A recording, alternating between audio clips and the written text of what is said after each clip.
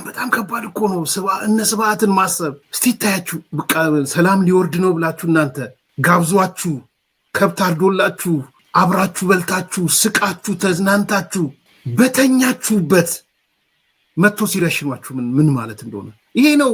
ማህበረ ገስገስቲ ነው የሚባሉት ወንድሞቻችን ነው ብለው በደም አንድ ናቸው እኮ በትብት ተመሳሳይ የሚታገሉ ሰዎች ናቸው። ግን በትግራይ ውስጥ ከአንድ ፓርቲ ውጪ የትግራይ ህዝብ አይሸከም የሚል አቋም ስለደመደሙ በሌሊት ያበሉትን ያጠጡትን ከብት አርደው ያበሉ ወንድሞቻቸውን በሌሊት ረሸኗቸው። ይሄ ነው ኢትዮጵያን ሲያስተዳድር የነበረው። በነገራችን የሚገርመን ነገር እንዳልሆነ ለማሳየት ነው።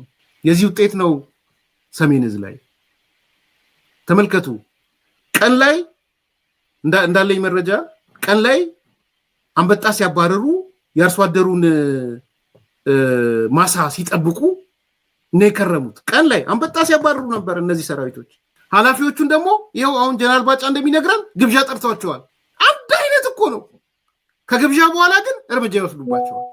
ይሄ የትግራይ ህዝብ እኮ ብሎ ማባረር ያለበት ከትግራይ ህዝብ ስነ ልቦና በተቃራኒ የቆመ ማለት እኮ።